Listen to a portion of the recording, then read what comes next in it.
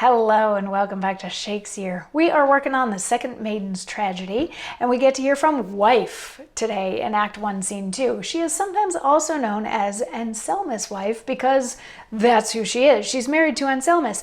Anselmus is the brother of Gavianus, who is the king that was just recently overthrown, but he really doesn't feel bad for Gavianus at all because now Gavianus just gets to sit and imagine and he doesn't have the responsibilities of being a king anymore.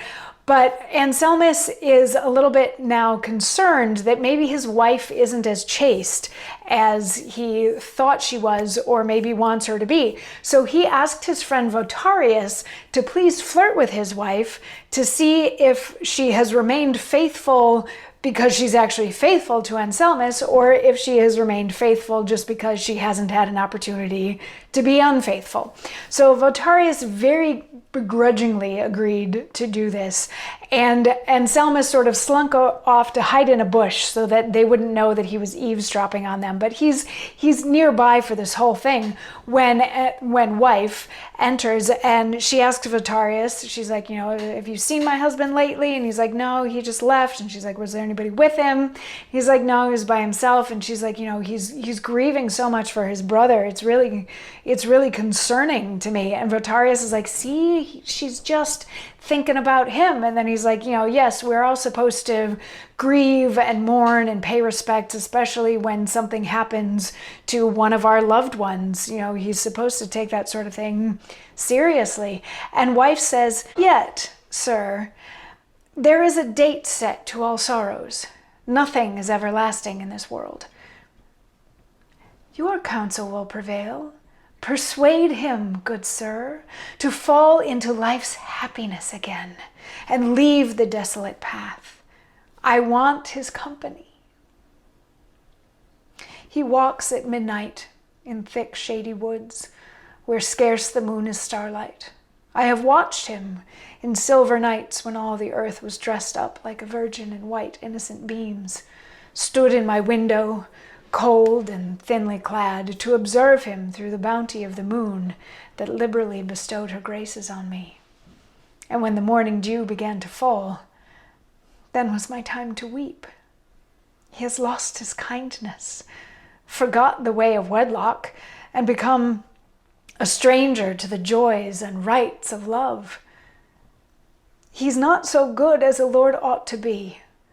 Pray tell him so from me, sir.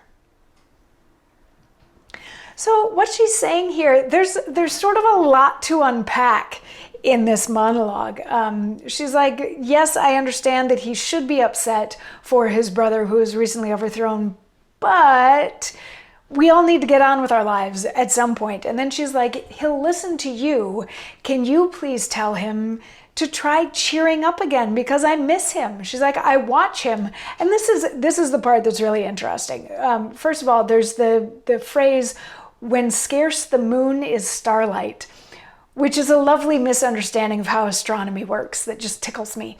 But then she describes herself standing in a window watching her husband outside, and she describes herself as cold and thinly clad, and then also talks about the moonbeams liberally bestowing their graces on her. So this reminds me, I don't know if you've seen, there's a meme online that's like, if men wrote women in a certain way, it would be like, she woke up and was immediately aware of her breasts and she walked boobily down the stairs as her boobs were bouncing.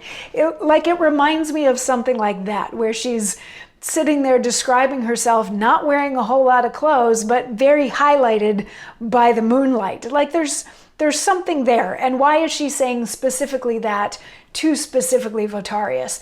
But she's like, I sit and I watch him and he stays out all night. He hasn't touched me in forever. She says that he has forgotten the way of wedlock. So they haven't been intimate in some time and she misses him. So now she's asking Votarius to please talk to Anselmus and get him to come back to her and be a husband the way that she wants him to be a husband. So Votarius is like, yes, I will. And the wife exits and he's like, okay, now to report to Anselmus.